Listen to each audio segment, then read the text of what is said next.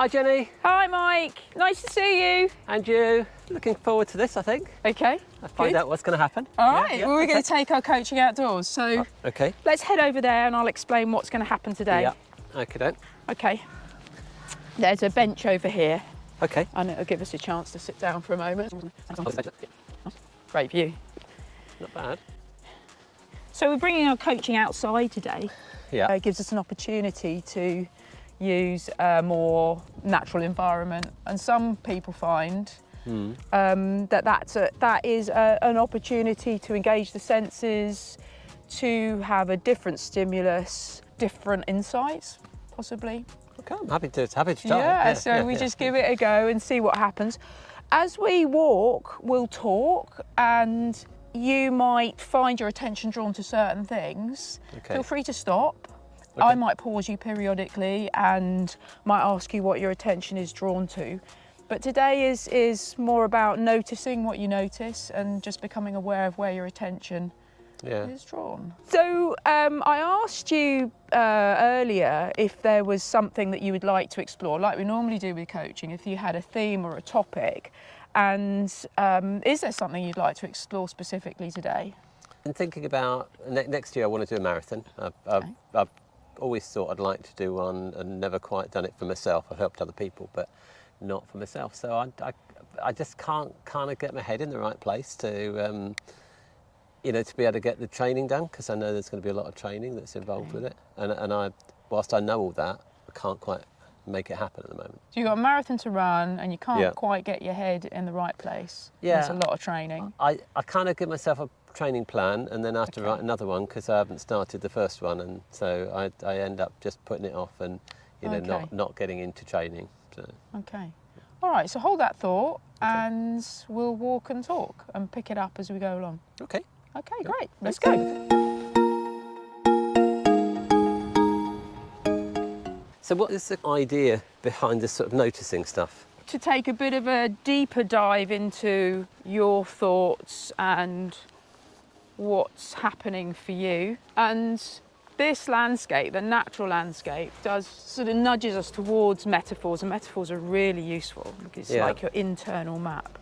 Yeah. And they tell us a lot about how we function. Right. So we've got some ready-made metaphors out here and things happening, and they're fairly spontaneous, and they might just prompt you into thinking about your challenge, your issue slightly differently. Okay. Yeah. Well, I can see he's struggling to get through the grass there. Ah. That almost feels like a bit of a metaphor for trying to find your way with the training. And he's struggling to get through the grass. It's like a metaphor. Is there anything else? Look, he changed direction. He's not going in one direction, which it'd be much quicker for him to get there if he just went straight forward. And he's going round and about all the different blades and everything. Yeah, why not just walk forwards? What's stopping him walking forwards? I wonder if it'd be different when he gets to that patch. He's just kind of moving much more freely because there's nothing in the way. What kind of freely?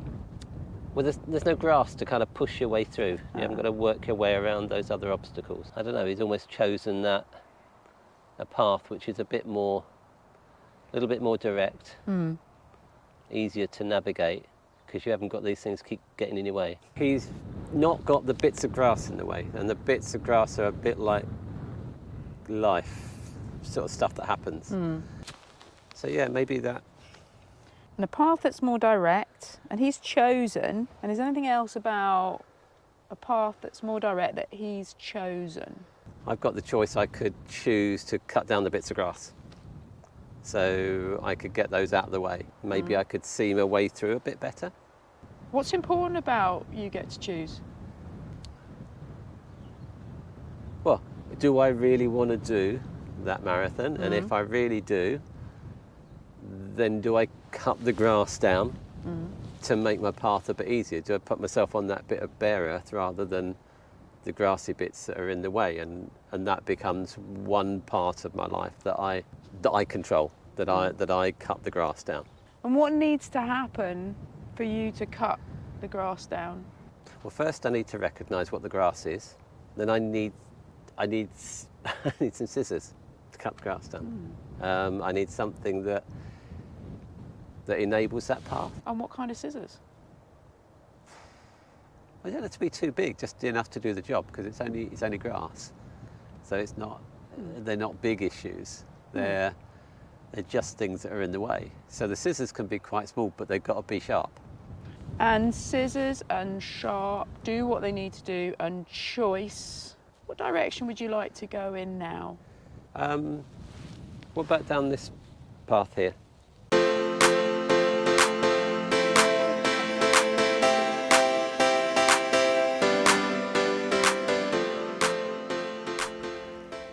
So if we pause here briefly, and earlier we talked about your marathon running, things that get in your way, Yeah. and that you couldn't get your head in the right place. Yeah. You just can't quite make it happen, and you're putting it off. And when it's like that, and you can't get your head in the right place, and you keep putting it off, what would you like to have happen? I'd almost like somebody to say, just do it, just get on with it. Just do it. You know what you've got to do. You just go out and go for that run. Don't let the other things get in the way. Don't go back and double check your phone just in case there's been a message and that sort of thing. It sounds so easy, and every time I think about it, I think, oh, that's what I do. And then it comes to it, and somehow I get distracted. And when you're distracted, what would you like to have happen? I'd like to be able to just focus back and say, okay, just go back. You've got that. You planned to do that. You said you were going to do it, so go and do it. Putting the other things to one side and just doing it. Putting things to one side Yeah. and focus back. Whereabouts is focus back? It's a thought. It's just in the head to say, right, do it. Just go and do it. And it's a thought, and it's in your head. Whereabouts in your head? Behind the eyes, maybe. Okay, and I guess it's just there. I don't know, is it? It's behind the eyes, it's sort of there, and it's almost like pushing and just nagging. and when you focus, what happens to your running and your training?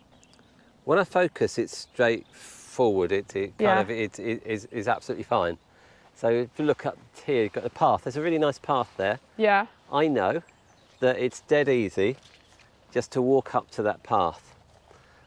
But in my head, what then happens is I think, oh, look, there's something really interesting here. And I start walking through, and then I get really bogged down in stuff I don't need to get bogged down in because the path is there. And you're bogged down there in stuff you don't need to get into, and the path really is just It's over there. here. I can see it. It's frustrating because I know that I should have gone that way, and now I'm stuck in here. Okay. So that's what tends to happen. And what's between there and here? Now I'm stuck. I've done this to myself, Yeah. and things are tangling up, and I'm looking at that path, and it looks like it ought to be really easy, and that's what I should be doing. Okay. It's coming straight. And when forward. you're over there and you're looking at that path, how far is that path for you? Oh, it's not very far. It's not very No. far, okay. No, it should be really easy to get to. And what needs to happen when you're stuck for you to get to this path? Well, I just need to take the easy way. Oh, the easy way. I just need to ignore the other stuff Okay. and know that that's the path I want to be on. Shall we go back to that point where you made the decision? Yeah, And where was that? About. it's kind of here. Okay, and so as you stand here, Yeah. what determines whether you go or to the easy path? There's a bit of my brain that says, I wonder if there's anything there I need to sort out before I do that. And where is focus when you're thinking, is there something I need to do over there? Well, the focus becomes that thing that's over Okay. there, or that might be over there. What would you like to have happen at this point? Well, I want to say, actually, that's all there. That'll be there when I come back. Okay. Let's take the path. Let's do what I need to do, and then come back. So what happens just before this point? My attention wanders just a bit. Just a bit? But my attention becomes drawn to stuff that I don't need. I suddenly realised that actually, when I look down here, the path sort of, maybe I'm thinking the path goes uphill, not downhill, so it's harder. So, and that's slightly on the downhill. So the distraction means that I go for the downhill, the easier bit, rather than the uphill bit, which is kind of getting changed, getting ready to go out, and, you know, facing the weather or whatever it is for the training, and just doing it. And how do you know that process is starting? That over there, maybe that's a bit uphill. What tells you? What I know is that might be easier because it's going to start to go uphill. I'll take the easy option. Yeah, I'm choosing the easier option to do. And back here, as you walk towards easy option and uphill, what needs to happen? So let's walk past that point. Okay.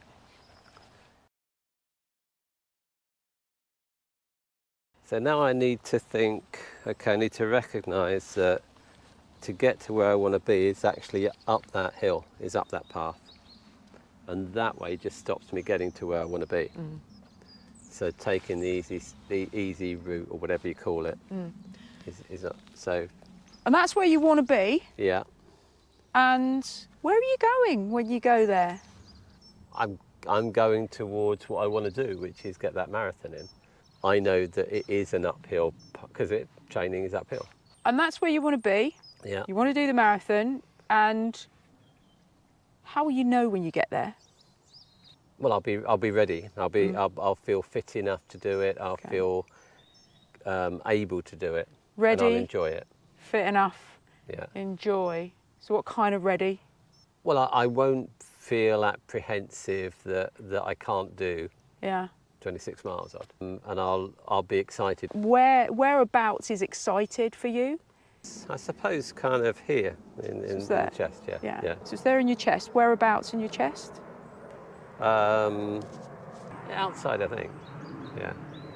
And when it's outside, on the outside, and that's excited, is there anything else about excited? It will be the culmination of having gone uphill lots of times, and about control, so that I've taken some charge of a part of my life that I want to have. And what kind of a you is a you that's taken control of your life? It's a positive me.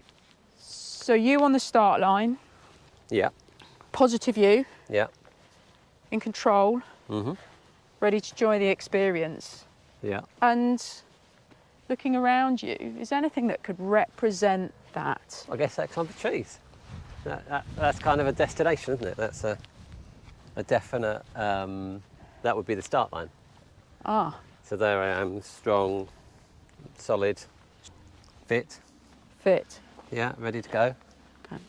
So what's between here and there, that destination? Oh, now there's a clear path. There's a clear path. Yeah.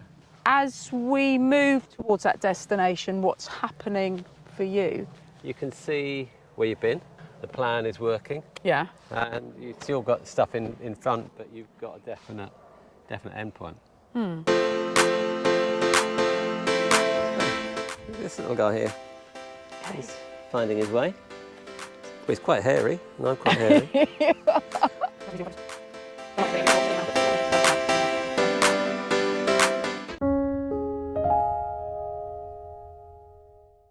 I'm focusing down on there and just becoming conscious of the fact that they are huge, but actually they look tiny from here, and that sense of distance, changing your perspective on things, changing how important certain things are. There's the bracken that got in the way, so they're smaller. Those distractions will be less. I can see the path as being much more important, much clearer, and much easier to get onto. So as we approach your destination now, what's happening for you now? Well, I think I feel a bit clearer with that direction, actually doing stuff and not being distracted. I think it's given me something that I can use to help me focus, help me We say, let's get on the path. Don't forget the bracken, get on the path. Up to me now, I guess, just to make sure I know what the bracken is and what the path is. Being able to get in the right mind frame. So on the path, focus, right frame of mind. Yeah. And as we reach a destination, what's important about all of this?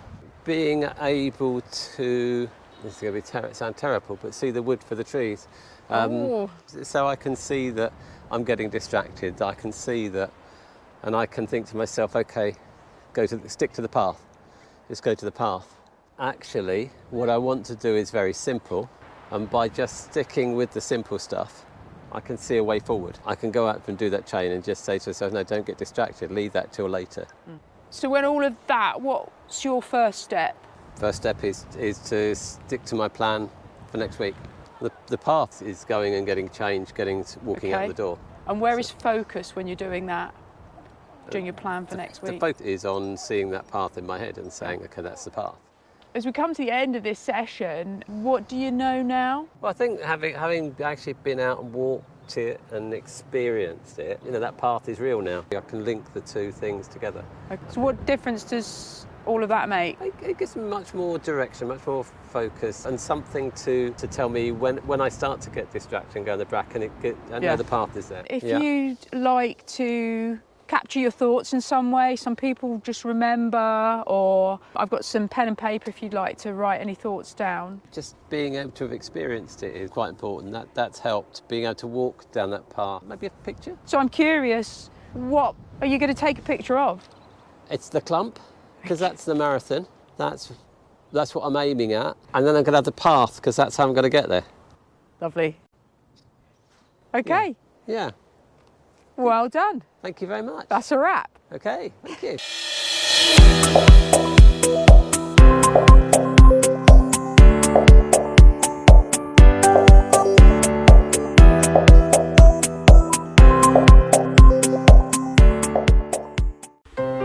Well done, Mike. I'm looking forward to finding out what happens next. You may notice that I didn't give Mike any advice. I just asked really simple, clean language questions to enable thinking. As the session progressed, he mapped his internal landscape of thoughts and feelings in the external landscape, using the plentiful symbols around him, which is the big advantage of the outdoors. He explored symbols, size, shape, location, direction, distance, time, orientation, perspectives, and relationships between all of that to create more clarity around what he wants. As an observer, it's like the landscape held some of Mike's information in a more concrete or manageable way, which freed him up to think of new ideas and solutions. He could then order, reorder, construct, reconstruct, spot important points, decide where change was needed, and so forth. Importantly, at the end, he came to his own conclusions and set his own actions. His motivation for change came from within. Changes that are initiated by the client tend to be more robust and sustainable. I hope that you enjoyed this snapshot of walk coaching using clean language. There are many ways to coach well. The benefits of using clean language, outdoor space, and walking simply add another dimension. Why not give it a go?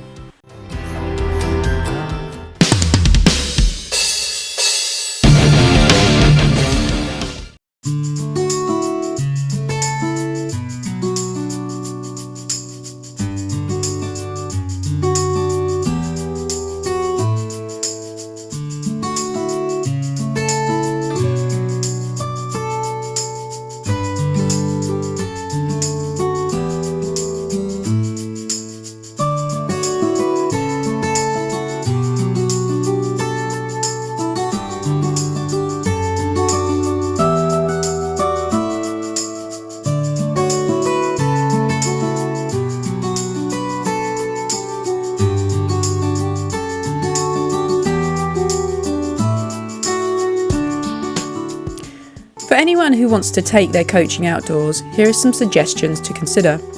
Most of it's about comfort and safety. You might want to let your client know about some of this too. Footwear. Consider the ground conditions. Factor in slippery surfaces. Clothing. Consider the likelihood of rain, vegetation, bugs, etc. Weather. Is it hot or cold? Hats, sun protection, water. A first aid kit may be useful. I usually carry sting cream in the summer. Orientation, location and venue. So any place has its value when it comes to clean walk coaching. You could be in the city, a town, a garden, but it's worth checking it out first. Maybe doing a risk assessment, having an idea of paths and things of interest. It's unlikely that during coaching you'll travel huge distances, so a map and a compass is possibly excessive, but I like to be prepared. More helpful might be a postcode for your client, sharing the start point and anything they need to know about parking. A clipboard, paper and pen is useful if you want to take notes. I often just fold a piece of paper in my pocket and jot down keywords. Don't forget glasses if you need them. Cleanish activities around noticing and the senses might be useful, especially if you're working with children. I've laminated some questions and then children like to pick them out of a bag. Risk assessment and approximate route map is more important if you're working with young people. Parents need to know that you've taken a duty of care seriously. They need to know where you are in case of emergencies. What happens if the child is stung or injured? Do you need to know if they have allergies, etc.? In a public area there may be dog walkers. How does the client feel about that? A mobile phone, it's not pictured here, but it is a given, and that you would have a mobile phone for all sorts of reasons, from safety, communication and possibly the client taking a photo or two. Check the area has a signal. Reference documents, maybe not one for the bag, but it's always good to develop your knowledge, and there are some excellent clean language books for you to learn from, and knowing more about clean space might inspire you to do more of this.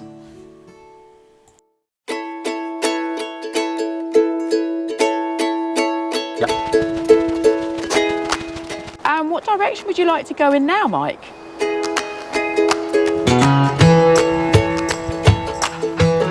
What would you like to have happen? I want to be able to do the marathon next year. Okay, anything else about that? I want to be fit and healthy and follow a plan. And that's like what? I suppose it's kind of like the tree going up there with a sort of losing its leaves and stuff. So you think it's a little bit more like that gorse with the colour and the yellow and the little bits? I think it's a bit more like that. Yeah, I haven't thought of that. Maybe, I suppose it could be, yeah. So that's like what? I'm drawn to that bit of bracken there. That? Oh yeah, it was kind of the way it was sticking out from the rest of it, fighting its way through the gorse. Okay.